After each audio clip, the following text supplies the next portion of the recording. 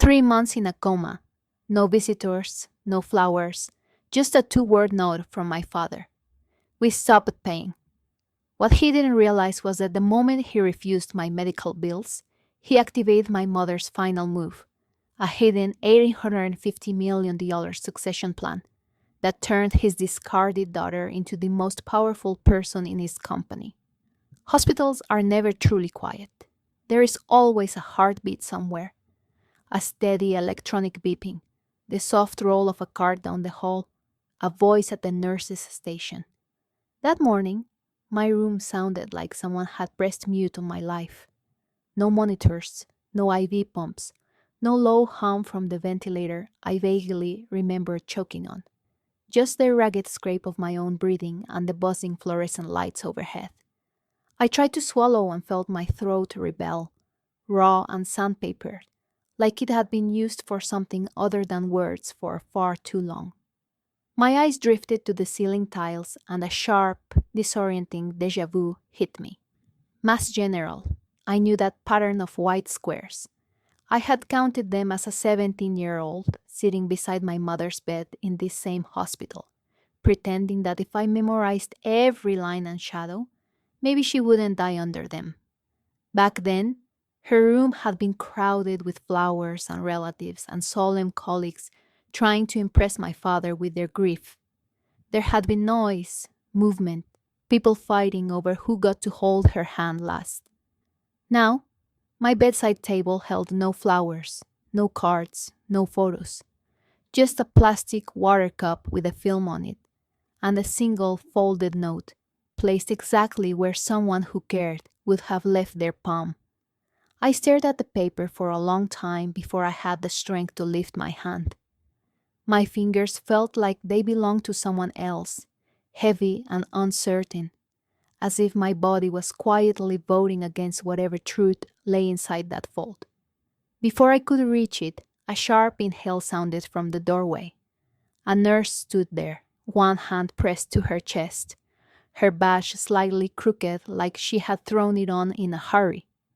For a second, she just looked at me the way people look at car wrecks on the highway, morbidly stunned that anything could still be moving inside the twisted metal. Then training kicked in and she crossed the room, fingers already reaching for the call button. "Miss Colton," she said softly. "You're awake. I have to page Dr. Martinez." Her voice shook just enough to make me wonder what, exactly, she'd been told about me. "How long?" I forced the words out, my throat catching on every syllable. She swallowed, glancing toward the dark monitor screens, then back at my face like she was deciding how honest to be. 3 months, she said. "You've been in a coma for 3 months." The words landed heavier than the tubes in my arms. 3 months of my life gone, my body wasted, my hair hanging in limp, uneven strands around my face. I had to stop and drag in air. "Did my family come?" That was when her expression shifted from professional concern to something closer to dread. Her gaze slid again to the bedside table, to the folded note, like she wished she could hide it before I saw. "He's the one who left the note," she said finally. 2 weeks ago he came in, signed papers sending payment for your care, and walked out." She hesitated. "But someone else has been paying, and he's here every day." A knock cut through the silence as Marcus Sterling walked in with another man. "Your mother left you a succession plan," he said.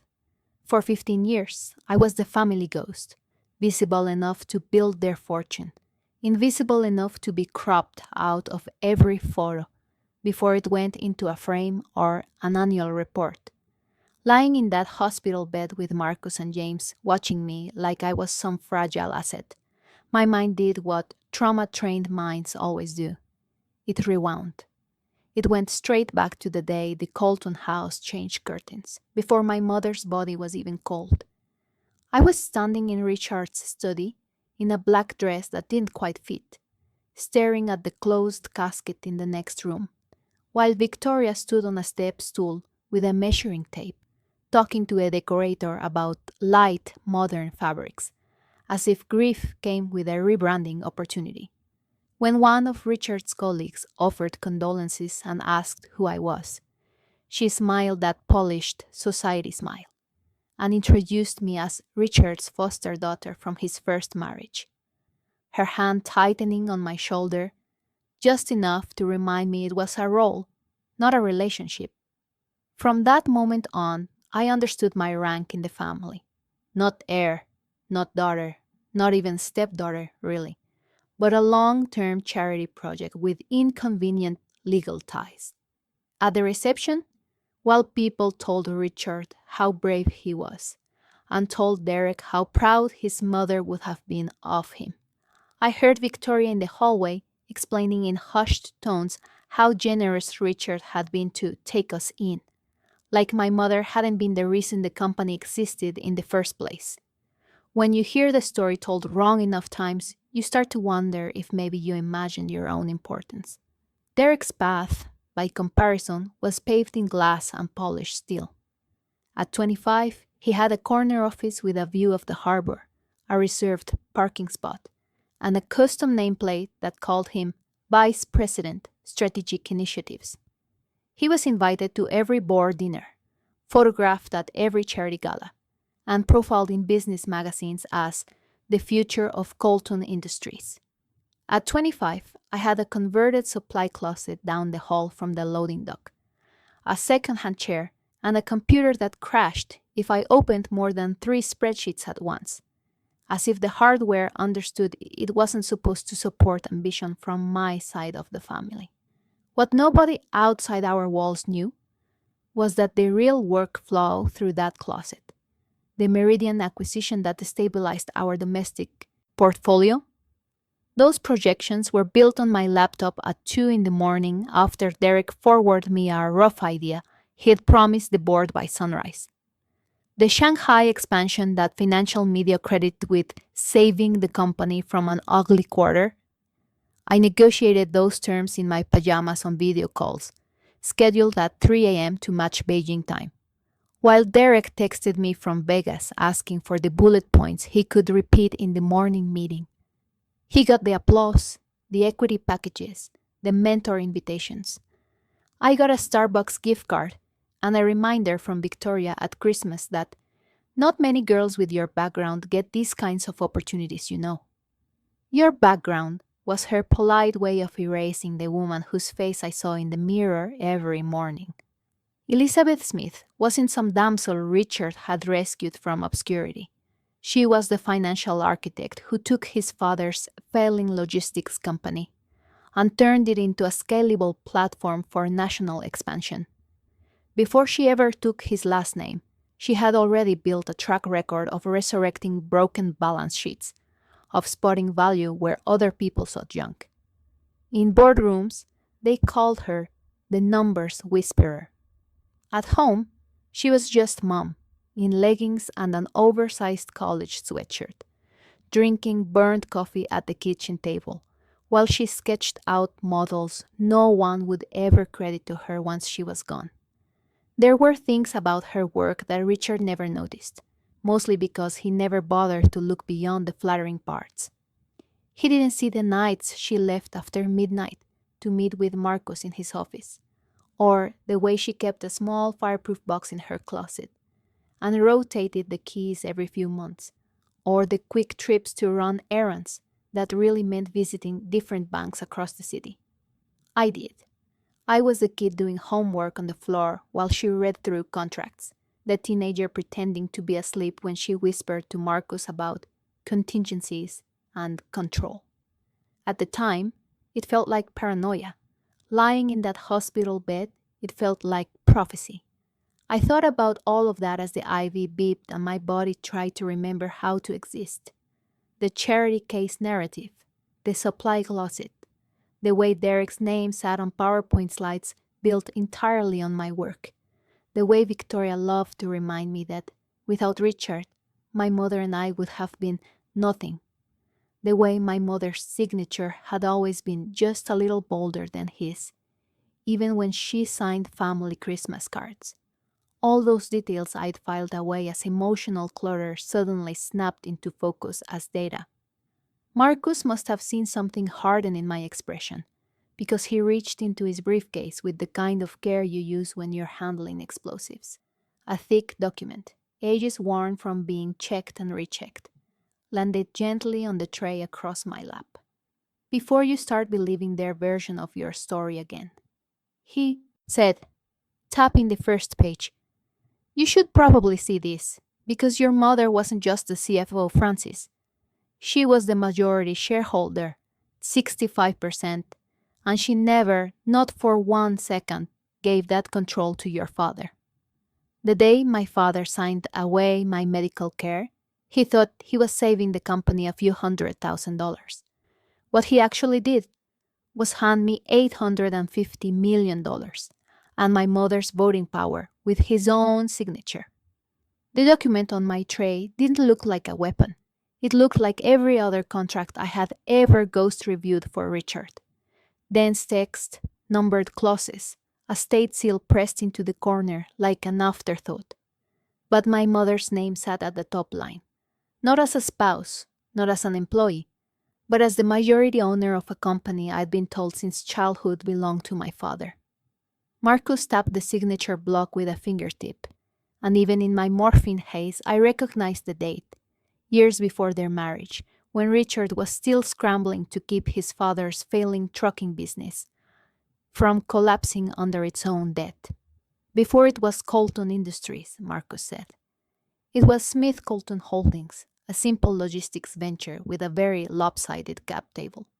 His voice was calm, almost academic, but the numbers were a slap. Elizabeth Smith, 65%. Richard Colton, 35%. She brought the capital, the strategy, the growth plan. He brought a name and a sinking ship. I thought about every glossy annual report that called Richard the visionary founder. Every panel where he talked about building from nothing. Every time Victoria had called my mother lucky to have married into success. Public records, Marcus explained, had been updated after my mother's death to list Richard as founder and primary owner. The original paperwork, the legal truth, had been quietly removed from anything a casual investor could access.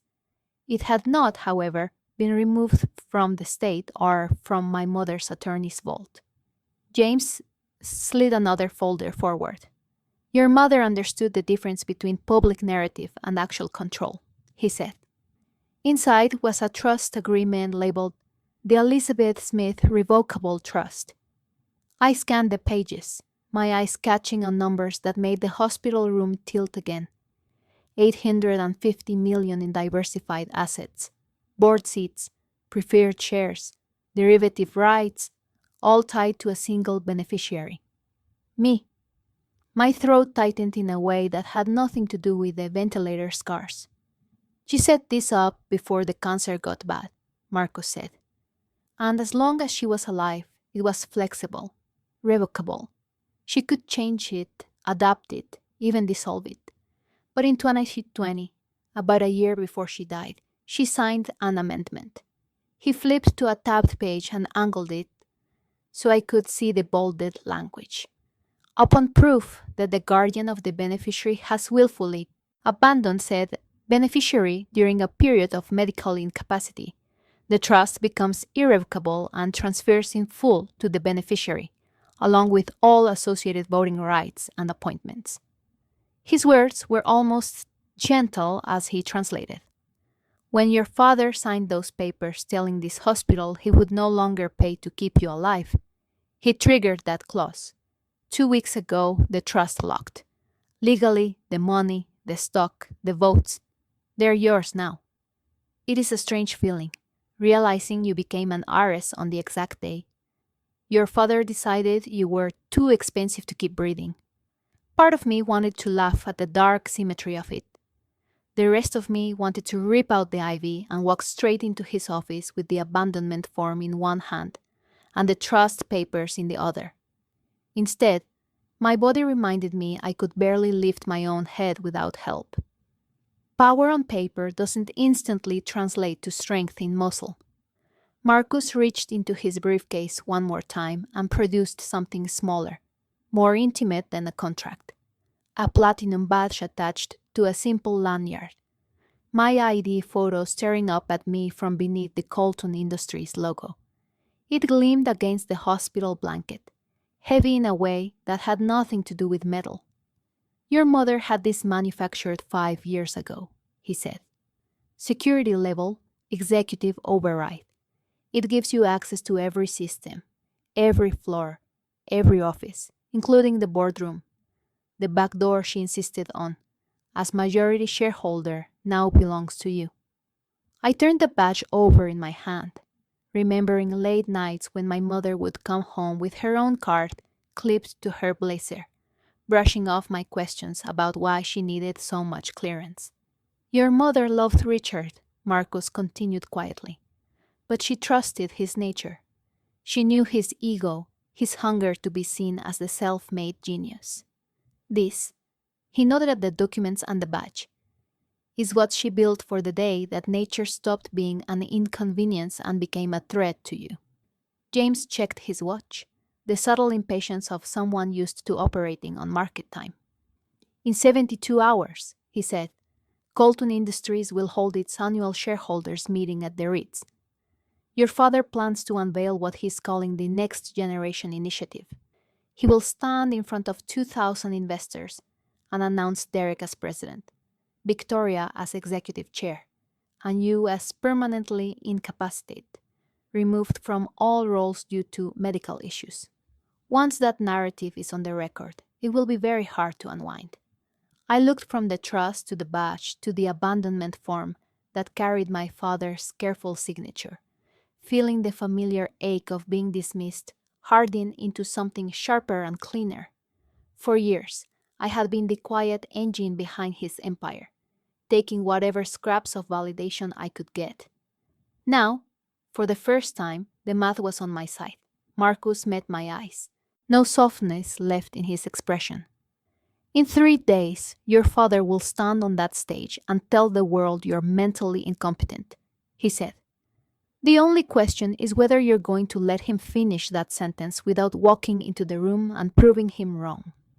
I had 72 hours to prove I wasn't crazy, incompetent, or dead, and that I'd secretly built 40% of a $2.8 billion empire my own family was trying to erase me from. If the trust documents and the badge were my mother's last gifts, the next stack of paper Marcus pulled from his briefcase felt like my father's. It was thicker, meaner, the kind of bundle you only see when a lawyer has been given a very specific assignment. Destroy this person completely.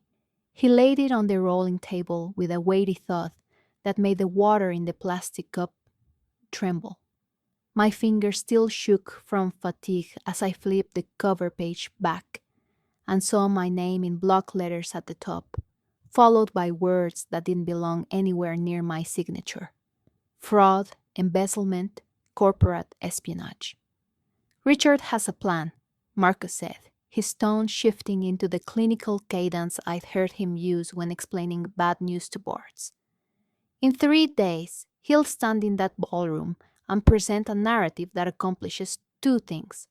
First, he declares you mentally unfit to serve in any capacity at Colton Industries. Second, he paints you as a criminal who has been siphoning money through unauthorized consulting contracts.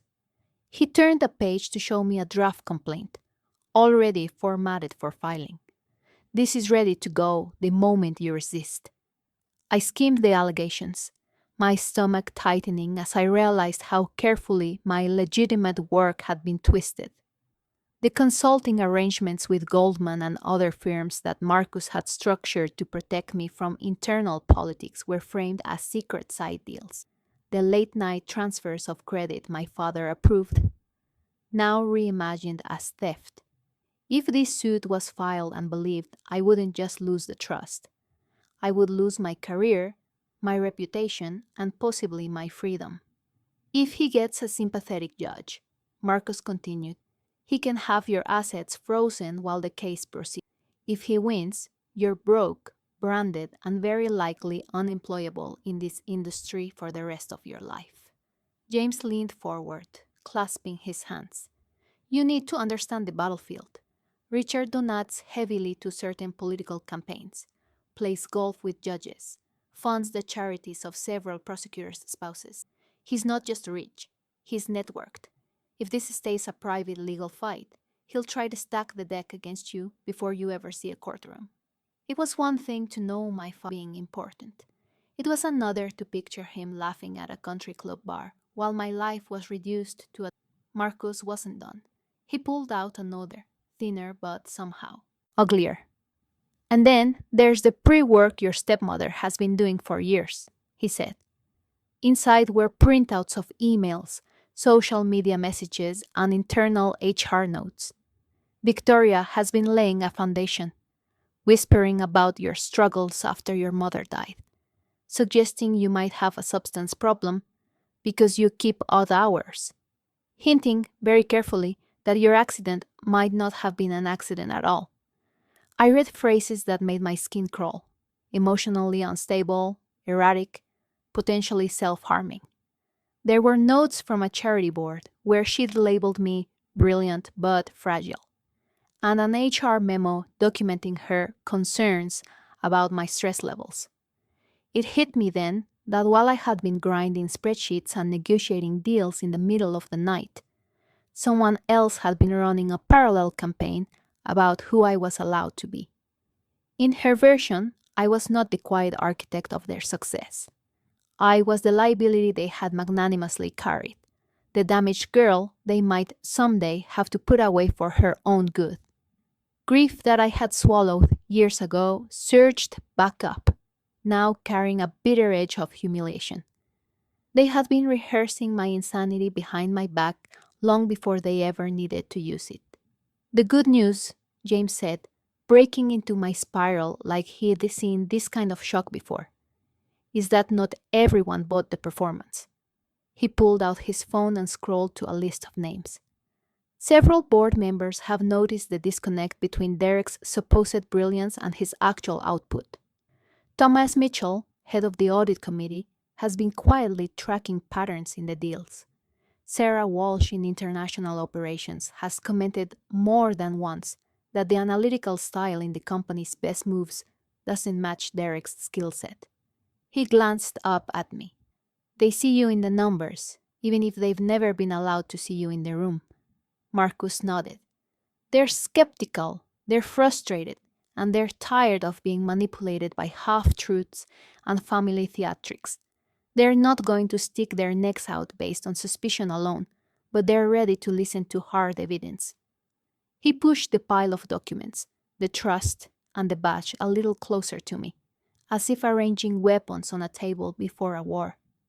You have 72 hours to get strong enough to stand, to pull together the proof we already have, and to decide how public you're willing to make this. I thought about the story my father was preparing to tell. His fragile, unstable daughter, tragically damaged by an accident, lovingly released from responsibility by a caring family. I pictured that version of me being locked in place forever, repeated in courtrooms and articles and whispered conversations at conferences I'd never be invited to again. My chest tightened, but it wasn't panic this time. It was anger, clean and clarifying. Marcus watched my face, waiting for the part where I broke. It didn't come.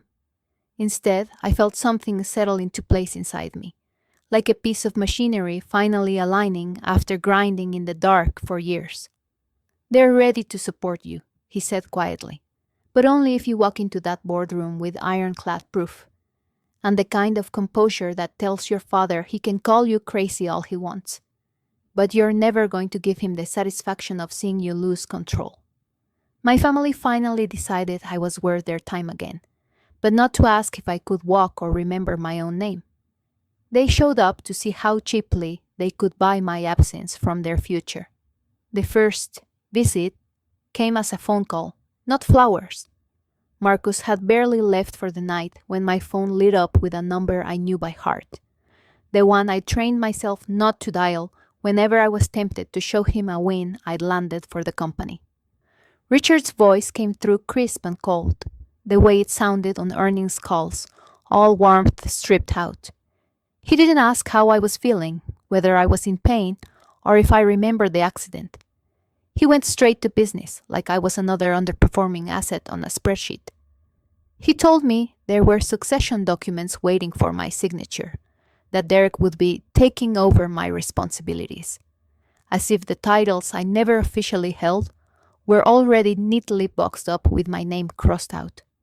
When I brought up the small detail of my 3-month coma and the fact that he had stopped paying my medical bills, he called it allocating resources efficiently, blamed tough decisions and fiduciary duties, and then, without raising his voice, made it clear that if I refused to sign, he would have no choice but to describe my mental state to the board in ways that would make it impossible for me to work in Boston again. Marcus, sitting in the visitor's chair, silently held up my phone and tapped the record button, his expression unreadable as my father suggested that perhaps I was taking after my mother in the wrong ways. It was the kind of line that would sound innocuous in a transcript until you knew how many years he'd spent telling people she was unwell whenever she disagreed with him. He gave me a deadline, Thursday morning, just before the meeting, and framed it as a kindness, an offer of a graceful exit from responsibilities he claimed had been too much for me anyway. When he hung up, the room felt smaller, like the walls knew that the man listed as my emergency contact had just threatened to set me on fire in a boardroom and call it mercy. Marcus didn't say, "I told you so." He just reached over, ended the recording, and labeled the file with today's date, another piece of evidence in a growing archive. The next day, Victoria arrived in person, because of course she did. She swept into my room in 4-inch heels and a designer coat, perfume hitting before her, voice, her lawyer a few steps behind carrying a slim folder, and the kind of bored expression you only get after a decade of billable hours. She didn't bother with small talk or concern. She looked me up and down like she was appraising a piece of damaged furniture and announced that the family was offering me generous severance, $50,000, a figure that wouldn't have covered 1 month of the floral arrangements at her charity luncheons. All I had to do, she said, was sign my agreement not to contest anything. Not the restructuring, not the trust, not the abandonment.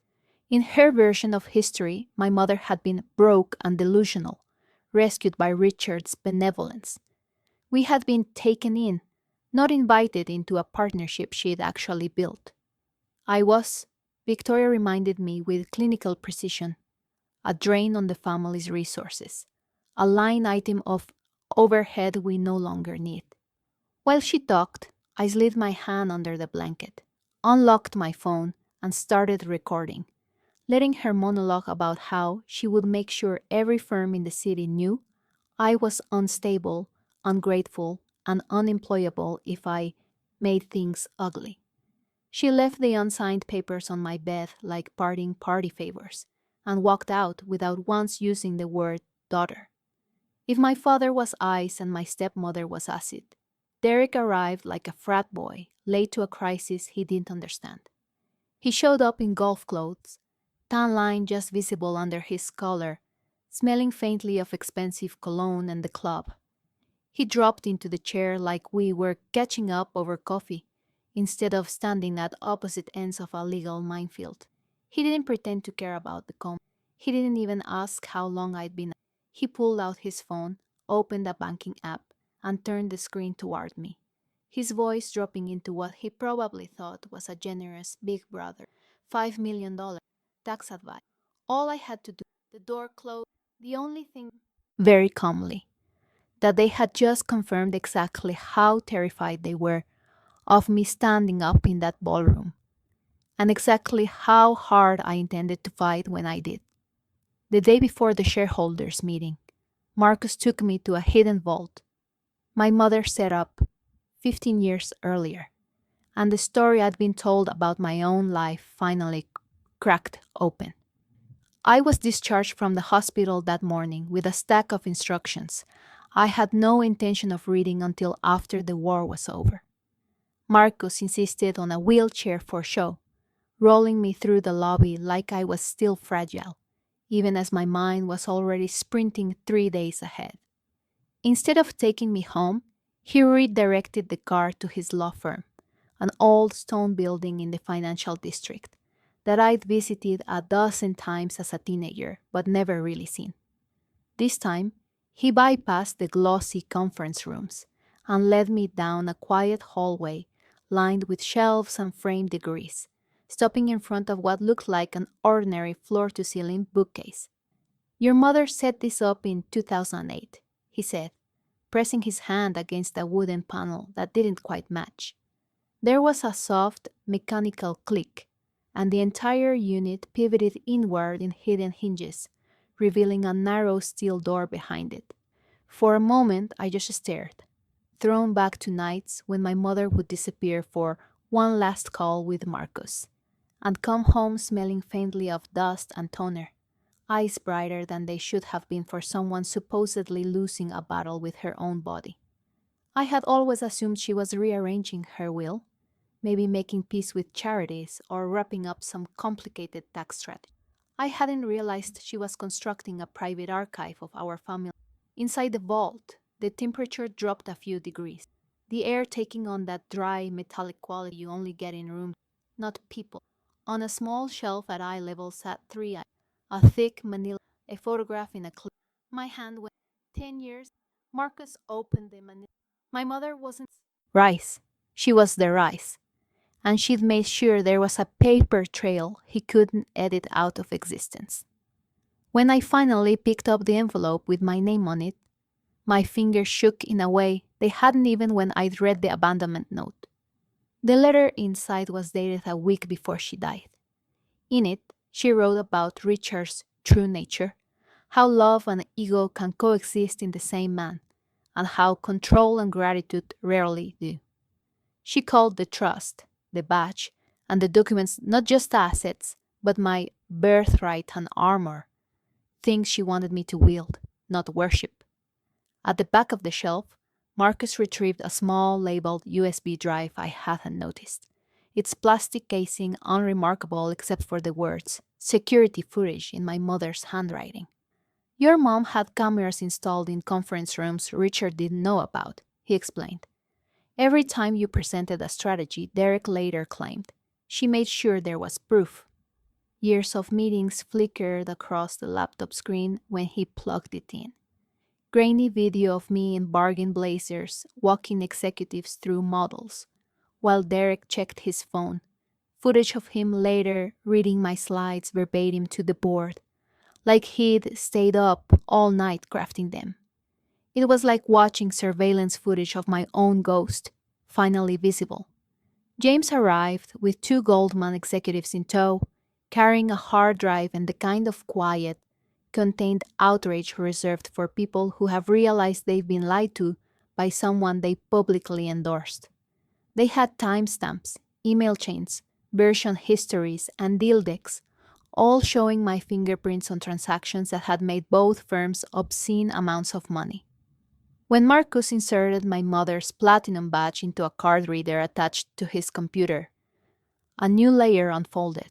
We watched as it authenticated me as Executive Override, Elizabeth Smith's successor, and unlocked a hidden administrative console tied into Colton Industries servers. Suddenly, we had access to real board minutes, not the sanitized summaries Derek circulated, plus a folder labeled Succession Planning that my mother had last updated the month before her final hospitalization. In it were detailed memos about removing Richard as CEO, restructuring the board, and transitioning strategic control to ES's designated heir. One document, buried in a subfolder, caught Marcus's eye. Executive Override Protocol. He opened it and scanned quickly, a slow, disbelieving smile tugging at his mouth as he scrolled through the steps. Then He turned the screen toward me so I could read the single, devastating sentence at the top. "Tomorrow, if you choose to use this," he said quietly, tapping the bath where it rested against my collarbone, "you can legally lock your father out of his own systems in real time, on his own stage. With the security key he never knew your mother designed specifically for you." Richard thought the Ritz-Carlton ballroom would be his victory stage, a coronation for his chosen heirs. I was planning to turn it into his courtroom, his cross-examination, and his sentencing, all in under an hour. Once the vault door clicked shut behind us, the plan stopped being hypothetical. Evidence was no longer scattered across late-night emails, buried server files, and hard drives in other people's offices. It was assembled, labeled, and ready to be weaponized. The question wasn't whether we could prove what he'd done. It was where to do it. So he couldn't quietly smother the story the way he'd smothered my mother's credit. That was where Catherine Brooks came in. She arrived at Marcus' office that afternoon in a navy blazer and sneakers, hair pulled into a no-nonsense knot, carrying a notebook that already had my family's name written across the top in black ink.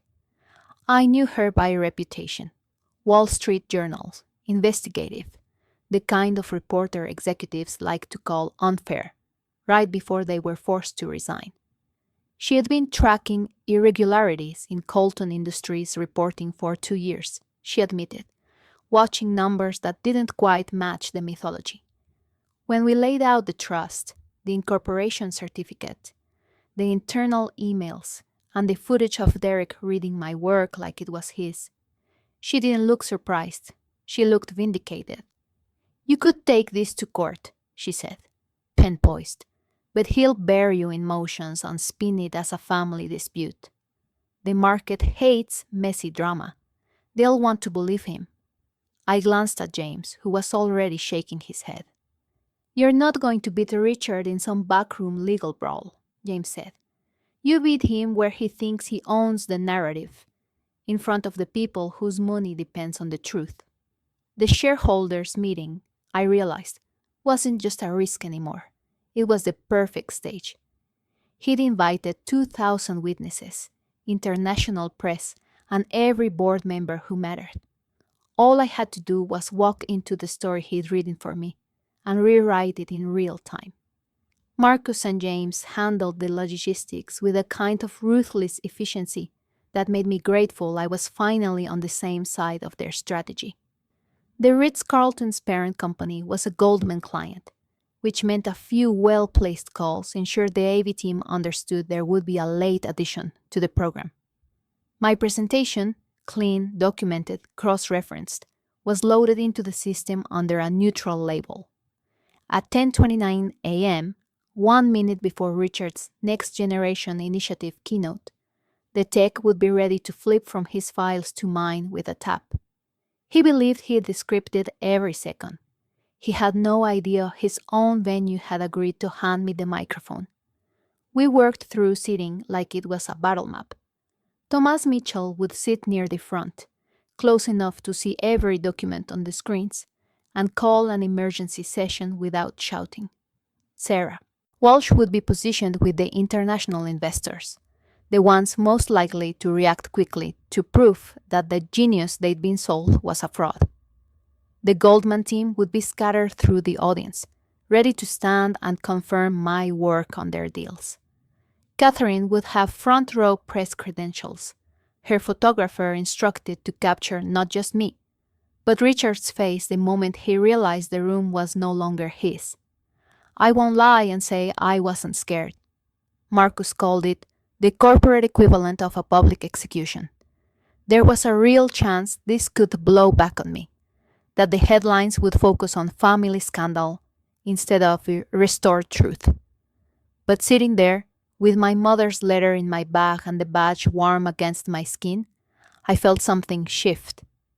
This stopped feeling like revenge and started feeling like restoration, like returning the company to the trajectory she'd intended before cancer and ego derailed it. The morning of the meeting, I dressed like I was going into battle. and into her memory at the same time. Marcus had a black Armani suit tailored overnight, sharp enough to cut through whatever doubts anyone in that room had about my legitimacy. I buttoned the jacket with hands that only trembled a little and fastened my mother's simple pearl necklace at my throat, the same one she'd worn to pitch early investors. When I looked in the mirror, I saw her jawline, her eyes, but my own history behind them. 15 years of supply closet strategies, all of it funneling into this one morning. On the drive to the Ritz, my phone buzzed with a final text from Richard. One last push to sign the papers. A reminder that he could still make this easy if I stopped being emotional. I read it twice, then turned the screen face down and slid the phone into my bag without responding. Easy was the language of people who never paid the cost of their decisions themselves. From the curb, the hotel looked exactly as it always did for our events. Valet line full of black cars, banners with the company logo, executives streaming through the revolving doors. But inside, in the service corridor Marcos guided me toward, the atmosphere was different. A security supervisor met us halfway, his expression cautious but not hostile. He lowered his voice, glancing toward the main entrance. "Miss Colton," he said. "Mr. Colton gave explicit orders to watch for you. Said you might try to cause a scene."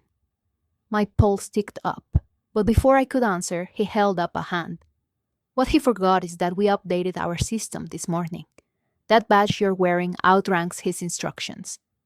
He nodded toward a frosted glass door marked Executive Entrance, the one I'd never been permitted to use in 15 years. "As far as our security logs are concerned, you're cleared at the highest level. The door's waiting whenever you're ready to walk through it." I reached for the platinum badge at my collar, feeling the weight of my mother's planning and my father's fear in the same small piece of metal, and took a breath as I stepped toward the entrance Richard had always believed would only ever open for him. At 10:25 a.m., I held my mother's platinum badge to the scanner at the executive entrance, the door I'd been banned from for 15 years, and felt the lock click open like a throat finally clearing the truth. We didn't go in right away. Marcus led me instead to a small security alcove tucked behind the main corridor, a narrow room with a bank of monitors showing every angle of the Ritz lobby. On one screen, Richard moved through the crowd with the ease of a man who'd spent 3 decades rehearsing this role, gripping shoulders, laughing too loudly, shaking hands with investors who thought they knew him. On another, Victoria glided from cluster to cluster in a black dress meant to telegraph gravitas, touching elbows, whispering into ears, the perfect executive spouse. Derek held court by the coffee station, gesturing as he told some story, his tie just loose enough to read as relatable rather than unprofessional. I watched Thomas Mitchell arrive, alone, coat over his arm, expression carefully neutral. He didn't approach Richard. Instead, he positioned himself near the front of the ballroom doors, exactly where we'd agreed, eyes scanning the room with the alertness of a man who'd been uneasy for a long time and was finally about to understand why. Sarah Walsh came in a few minutes later, chatting with a cluster of international investors, her body angled so she could see both them and the entrance at the same time. Catherine showed her press badge to security and walked straight to the media section, her photographer already snapping crowd shots, the kind you later use under headlines about historic turning points. A younger guard in a too large blazer glanced from the monitors to me, then to the badge on my lapel, his brow furrowing. "Ma'am, the executive entrance is restricted," he started, defaulting to the script he'd been given. "Only Mr. Colton and approved board members are allowed through there. I was told specifically." The older supervisor who'd met us in the corridor cut him off with a small shake of his head. "Johnson, check the system again," he said. nodding toward the tablet in the younger guard's hand. Her clearance was updated this morning. I watched the kid's eyes widen as he read the screen. Executive override, alpha level. That means she outranks us, the supervisor added. Then, more quietly to me, my daughter works in your logistics division. She was on the Shanghai team. She knows who actually saved their jobs that year. Some of us have been waiting a long time for this, Miss Colton. It landed in my chest with a kind of unexpected tenderness. This idea that while my family was busy rewriting my story as unstable and ungrateful, people in the building I'd been exiled inside had quietly pieced together a different version. The janitor who had seen me leaving at 2 a.m., the analyst who had gotten my red line models at midnight, the security guard whose kid had kept her job because a deal I'd structured went through. Richard's narrative had money and microphones behind it, but it hadn't been universally believed. Some people were just waiting for permission to say what they already knew. The lobby began to thin out as ushers directed guests into the ballroom. On the monitors, the flow of bodies shifted from chaotic to orderly rows of suits, filing through double doors. The screens labeled Ballroom 1 and Ballroom 2 filled with shots of chairs, projection screens, the long stage with Colton Industries logo looming above it. I smoothed my suit jacket, feeling the familiar tug of the stitches. Marcus's tailor had let out for my still recovering frame and adjusted my mother's pearls at my throat. My phone buzzed with 2 texts in quick succession. From James, "Avi ready? You're live when you step in." And from Marcus, "Already inside now. 3rd row, left. We've got you." The executive corridor itself felt like another planet compared to the service passageways I'd snuck through as a junior analyst. The carpet was thicker, the lighting warmer, original art on the walls instead of generic prints. Fresh orchids sat in crystal vases on small tables, and the air smelled faintly of something expensive and generic, hotel cleanliness and power. I thought about the windowless supply closet I'd called an office for years, the way the overhead fluorescent had flickered whenever the AC kicked on, and I let the contrast sink in without flinching. This hallway was built for people who got credit. Today, I was one of them, whether they liked it or not. Through the glass panels lining one side of the corridor, I could see directly into the ballroom.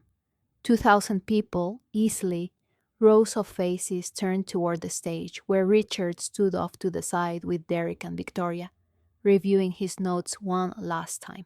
They looked relaxed, confident, like a family about to celebrate a carefully choreographed succession. No one on that stage was braced for impact. I watched him gesture toward the podium, watched Derek straighten his tie, watched Victoria arrange her expression into a mask of solemn support, and felt something inside me go very still. The fear that had been trailing me since I woke up in the hospital folded itself into a tighter shape, dense and focused. This was no longer about whether I belonged in that room. It was about whether I was willing to let them lock the door behind me forever. My phone buzzed one more time, a single line from Marcus. "He's starting." On the other side of the glass, Richard stepped up to the podium, laid his hands on the edges, the way he always did when he wanted to project calm authority, and leaned them toward the microphone. The room hushed. I couldn't hear every word from the corridor, but I recognized the cadence of his difficult announcement tone, the one he used when closing a division or laying off 100 people. My name left his mouth, wrapped in phrases like "unfortunately" and "medical complications," his lips forming a story about my limited capacity that I had heard in whispers for years, but never so publicly. Before he could finish the sentence that would make the lie permanent, I pressed my mother's badge to the final scanner, pushed open the boardroom door, and took my first deliberate step into the spotlight he'd spent 15 years trying to keep me out of. My father was in the middle of telling 2,000 people I was brain damaged when I walked onto the stage he'd built as my coffin, and showed up to listen to my own corporate eulogy. From the side corridor, I heard just enough of his voice to know which version of himself he'd chosen for the morning. It was the polished, humble, visionary one, the man who liked to talk about building from nothing, while standing on everything my mother had already constructed. He clicked through slides of revenue graphs and expansion maps, telling a story about how he had turned a regional logistics company into a $2.8 billion empire through discipline, intuition, and an eye for talent. When he announced Derek as the incoming president, the room applauded on cue. When he named Victoria as executive chair, there was a respectful murmur, a few flashes from photographers capturing the carefully lit tableau of a modern dynasty passing the torch to its chosen heirs. Then his tone shifted, just a shade, enough for anyone who'd ever been fired by him to recognize it. Of course, he said, hands gripping the podium in a practiced gesture of gravity. We must also address a more difficult matter. My name came next, wrapped in regret, my story told in past tense. He spoke of tragic circumstances, of a serious cognitive impairment resulting from my accident, of medical professionals who had allegedly advised that I would never again be capable of fulfilling the complex duties required at Colton Industries.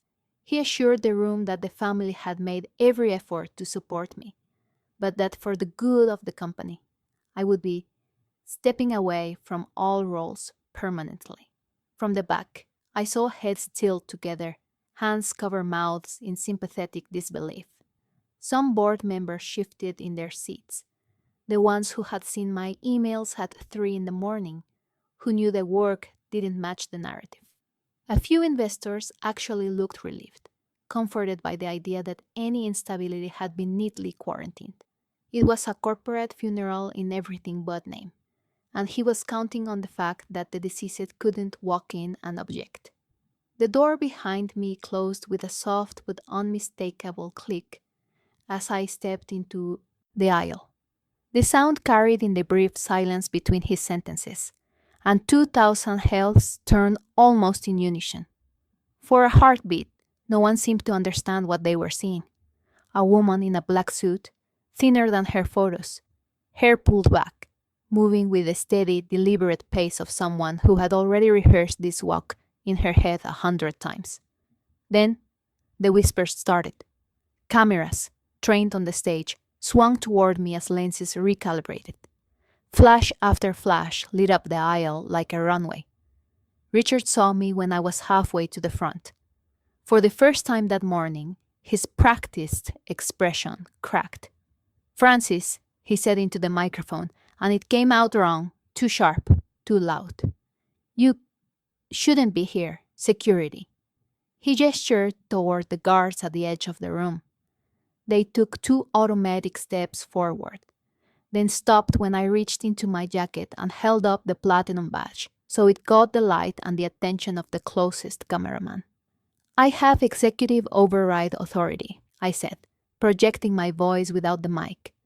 The years of boardroom coaching I'd given Derek suddenly useful for myself.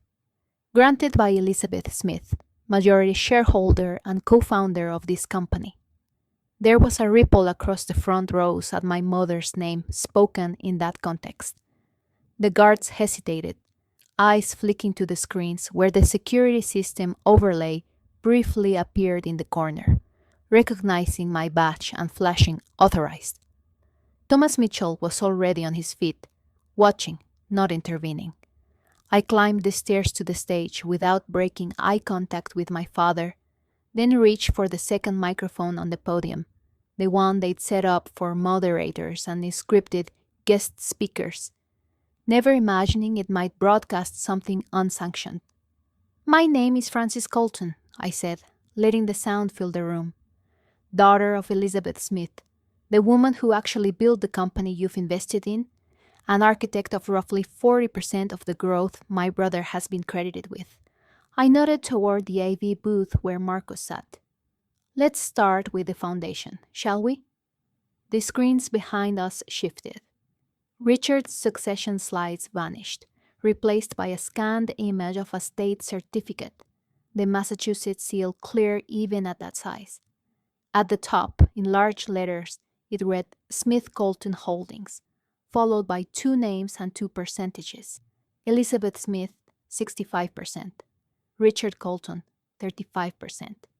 There was a gasp, then the low roar of voices as people read what they were seeing and did the math. Richard leaned toward my mic, hissing, "This is out of context, you don't understand." But his words were amplified across the ballroom, undercutting the calm narrative he had tried to build. I let him talk himself into a corner, then tapped the next slide. The trust agreement appeared, my name highlighted as sole beneficiary, followed by a close-up of his signature on the hospital abandonment papers, time-stamped and notarized. 2 weeks ago, I said, this man chose to stop paying to keep his own daughter alive. In doing so, he triggered the transfer clause my mother put in place to protect her heir from exactly this kind of betrayal. The money you think he controls, the voting rights he assumed he could wield this morning. They belong to me now, legally, irrevocably. A woman in the second row covered her mouth. Someone at the back actually stood up to get a better view of the documents. The board members exchanged looks that weren't subtle enough to pass as anything but alarm. I could feel the room tipping, the story losing its balance. This was the moment, I knew, when they decide whether I was the unhinged daughter crashing a meeting or the whistleblower finally given a live mic. Proof was one thing, pattern was another. So I looked straight into the cameras, gave Marcus a small nod, and watched as the next slide, filled with 5 years of email headers from Goldman Sachs bearing my name. Just as James Harrison rose from his seat and started walking toward the stage to tell 2,000 witnesses exactly whose mind had really built the empire they'd been applauding. My father screamed coup into a live microphone, while his own board quietly raised their hands to fire him in front of 2,000 witnesses who'd just learned I was the one keeping their stock price alive. James reached the foot of the stage with the calm of someone who had spent his entire career walking into rooms like this and deciding who lived or died in the market. He didn't ask permission to speak. He simply took the spare microphone from the stand, nodded once to the AV booth, and turned to face the crowd. "For those who don't know me," he said, "I'm James Harrison, CEO of Goldman Sachs. For 5 years, Goldman has relied on Colton Industries as a strategic partner. For 5 years, we've been told that partnership was built on the genius of Derek Colton." He let the name hang there for a beat, then gestured toward the screen where a series of email headers now appeared. My name in the sender line, his in the recipient, timestamps stamped between midnight and dawn. That story is incomplete at best and fraudulent at worst. He walked the room through it calmly, almost clinically. The Shanghai deal, projected on the screen with my draft attached, time-stamped 6 months before Derek's triumphant presentation. The European expansion, annotated with my models and his plagiarized slide deck. The AI integration, accompanied by GitHub, commits showing my username attached to the original code the company had been bragging about for a year. These strategies, James said, were not conceived by a struggling, unstable daughter clinging to charity from a benevolent family. They were developed by a consultant whose work generated approximately $1.2 billion in value for our two firms combined. Behind him, 2 Goldman executives rose from their seats in different sections of the room, each adding another piece, specific late-night calls, red lines in my handwriting, version histories that matched my laptop's internal clock, not Derek's calendar.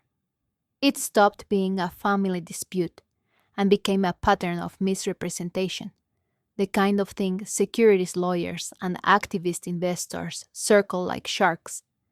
Richard tried to claw back control the only way he knew how. "This is a coordinated attack," he shouted, his voice fraying. "A coup orchestrated by a resentful child and outside interests who want my position." He turned on security again, jabbing a finger in my direction. "Remove her from the stage. Now, I am still the CEO of this company." The head of security didn't even pretend to move. Instead, he glanced toward the front row, where Thomas Mitchell was already standing, his expression as resolute as I'd ever seen it. "Not for long," Thomas said into his own mic. "Under Colton Industries bylaws, 5 board members can call an emergency session in the presence of shareholders. I am doing so now." He turned to the scattered directors. "All board members in favor of convening an immediate session regarding the CEO's fitness to serve, stand." Chairs scraped against the floor as bodies rose. First Thomas, then Sarah, then 4 others in quick succession, until more than half the board was on its feet. The optics were brutal. My father standing alone on the stage he'd built for his glory, while the people legally charged with overseeing him physically separated themselves from his story. Sarah took the microphone next. "I move for a vote of no confidence in Richard Colton as CEO, effective immediately," she said, her voice steady. "On the grounds of material misrepresentation to the board and shareholders, and systemic suppression of the company's actual strategic leadership." Hands went up, one after another, faster than I had dared to imagine. 12 out of 15 in under 30 seconds. The room didn't cheer exactly, but there was a palpable shift, an exhale from people who had been holding their doubts in for far too long. "And I further move," Sarah continued, "that we appoint Frances Colton to the board of directors, effective today, in recognition of her documented contributions and her newly confirmed status as majority voting proxy for the Elizabeth Smith Trust." The vote on that motion was even faster, unanimous. It was in triumph I felt in that moment, so much as a strange, hollow relief, like a bone finally set after years of walking on a fracture. Richard stared at the raised hands, then at me, then at the sea of phones capturing every second. I could have left him there to flail, could have watched him drown in his own arrogance. Instead, I did what my mother would have done. "You have a choice," I said quietly into the mic, turning just enough that only the first rows could see his face. "You can fight this, drag the company through litigation and scandal, watch the stock bleed while every email and every document we have becomes discovery. Or you can accept a structured transition, keep your shares, take an advisory title, and walk out of here as the man who orchestrated a succession plan, rather than the one who got caught stealing a legacy." He opened his mouth to argue, but I raised a hand. "You have 5 minutes, I added, glancing toward the press row where Catherine sat, her phone open to a draft. "The Wall Street Journal is about to publish a story about what happened in this room. Which version they print depends entirely on what you decide before they hit send." For the first time in my life, I watched my father realize he had been outplayed, not by Goldman, not by the board, but by the daughter he tried to write out of existence. And I waited, in front of 2,000 witnesses, to see what kind of man he would choose to be, now that everyone finally knew the truth. By the time the Wall Street Journal called me the ghost CEO, my father was sitting in a small advisory office with his name on the door, and nothing left inside that he could actually control. In the end, Richard took the deal. Maybe it was self-preservation, maybe it was the realization that he was outnumbered, or maybe it was just ego doing the math on which story history would remember. He signed the transition documents in a side room at the Ritz, while the board's counsel watched, his hand steady, his jaw clenched. Advisory chairman, no operational authority, no unilateral decisions. Derek accepted a reassignment letter that moved him from future of the company to regional operations manager, reporting into a senior VP he'd once ignored in elevators. Victoria's resignation was less graceful. Her lawyer negotiated every line of her standard severance, while the board simultaneously authorized a full audit of the slush, funds and pet projects she'd curated over the years. The story did not stay in that ballroom. Catherine's article went live before I left the building. The headline blunt enough to make even me wince. The Ghost. CEO. How an invisible daughter built Colton Industries from a supply closet. Within hours, Bloomberg was running stock tickers with my name in the crawl. CNBC booked James for a segment, and my inbox filled with requests from Forbes, Fortune, and an editor at Harvard Business Review who wanted to talk about hidden leadership. The stock dipped for all of 12 minutes, then surged as investors processed the idea that the person who had been quietly running strategy was now actually in the org chart. For a week, I worked out of my father's old office while facilities boxed up his framed magazine covers and golf trophies. The view was the same, glass stretching over the Boston skyline. But the energy was different. Every time I passed his old chair, I remembered sitting in my closet with a folding table, trying to fix numbers he'd broken in meetings he never invited me to attend. Recruiters called, headhunters dangled obscene compensation packages if I'd consider jumping ship, and other CEOs I had anonymously advised suddenly wanted to grab coffee and talk about opportunities. I said the same thing to each of them. Not yet. Before I built anything new, I needed to stabilize what my mother had already started. The board offered me the CEO role more than once, some of them clearly hoping for a neat narrative arc, a fairy tale reversal they could point to in interviews about the power of resilience. I turned it down. I knew who I was and who I wasn't. I was a strategist, not an operator. I asked instead to be chief strategy officer and a voting board member, to separate vision from execution in a way this company had never allowed before. We hired a CEO from outside the family, someone with a track record of running complex organizations without needing to be the smartest person in every room. It was a quiet revolution, a Colton not clutching the top title, but designing the future from a seat explicitly built for thinking. Inside the company, the changes were less flashy and more radical. We rewrote the healthcare and leave policies so no employee would ever have to worry that a spreadsheet mattered more than their pulse. We implemented strict anti-nepotism rules. Family could work at Colton Industries, but only in roles they were actually qualified for, at compensation set by independent committees. Every major project had to list contributors by name and title, and performance reviews started pulling those lists apart to see who was doing the real work. Analysts, who had carried their directors for years, finally got promotions and raises. A few stars quietly exited when it became clear they couldn't survive without stealing other people's credit. The most personal reform was the Elizabeth Smith Innovation Foundation.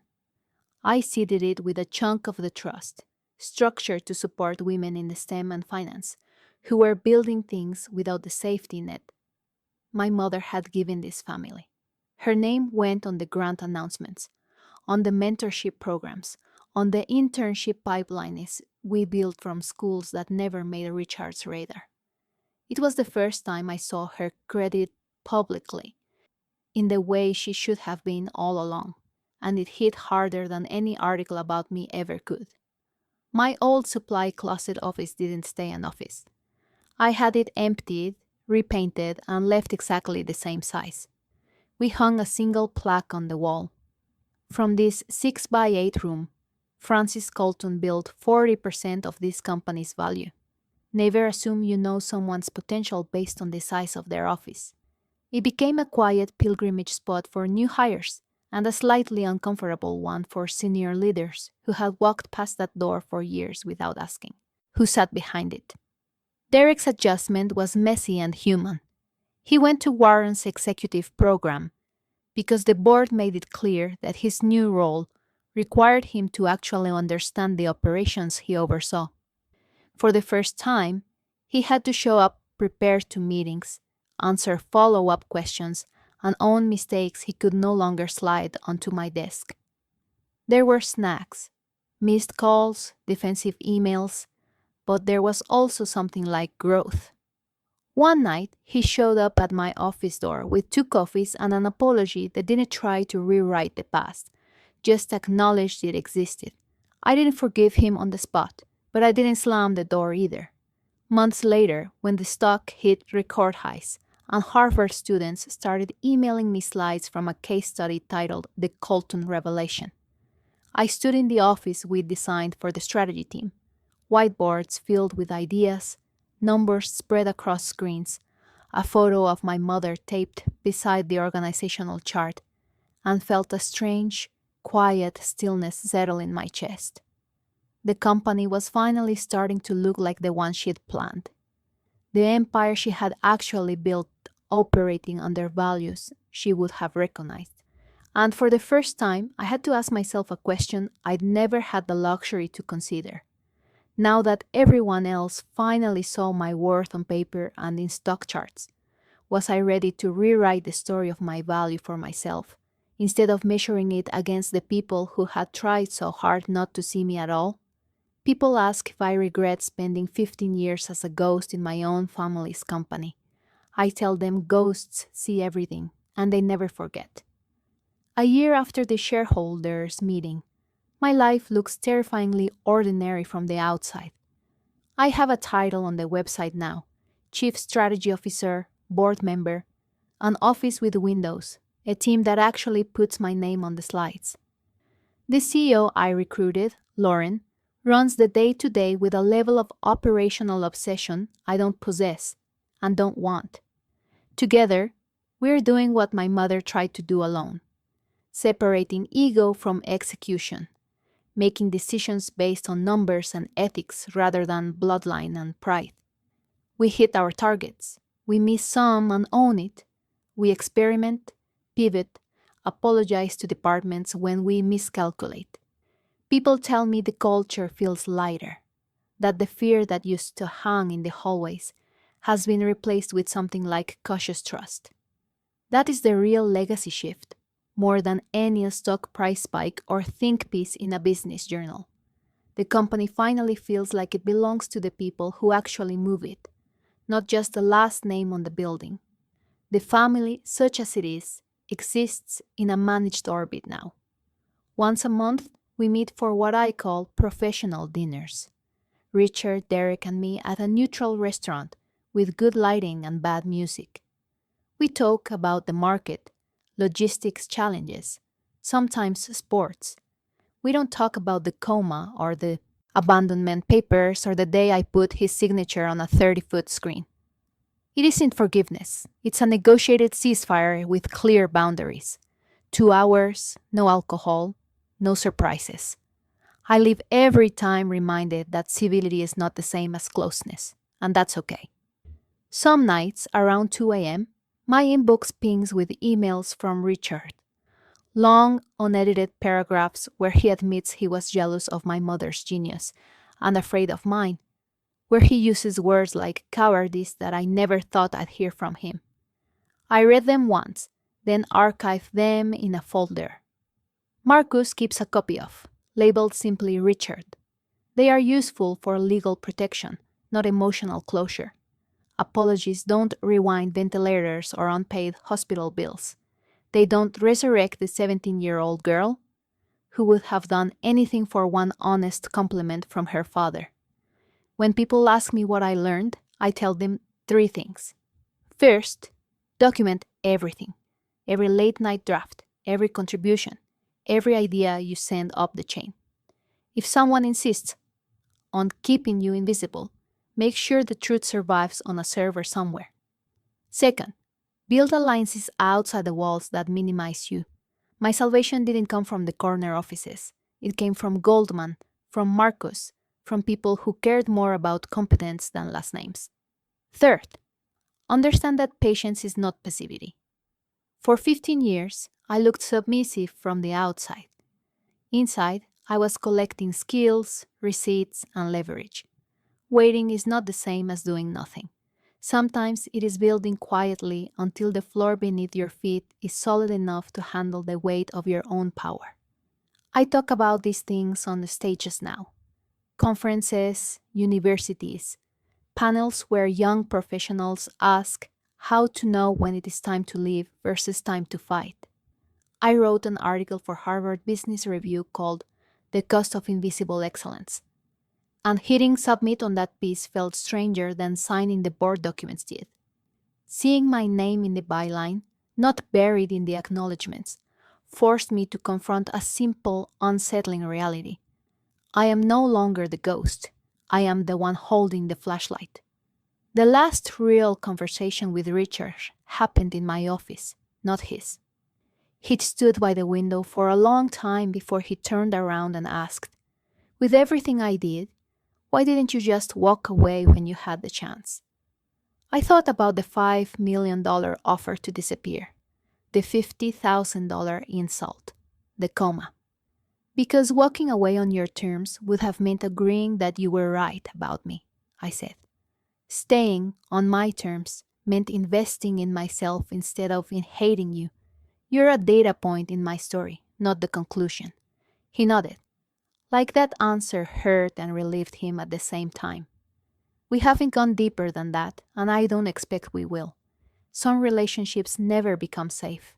They just become contained. That's what boundaries are for. If you're still listening, if you've made it this far into my story, maybe it's because something in it sounds uncomfortably familiar. Maybe you are the one doing invisible work while someone else poses for the pictures. So, I leave you with the question I wish someone had asked me years ago. If the people closest to you refuse to see your worth, will you keep shrinking yourself to fit their blindness? Or will you build quietly until the day you no longer need their permission to claim what was always yours? If you saw yourself anywhere in this story, working in the dark while someone else takes the credit, tell me your part in the comments. I read them and I want to hear where you are in your own story. If you want more long-form stories about toxic family, quiet revenge, and building your own power, hit subscribe so you don't miss the next one. Share this with someone who needs a reminder that being invisible doesn't mean being worthless. And before you scroll, answer this. Are you undervaluing yourself right now just because someone else refuses to see your worth?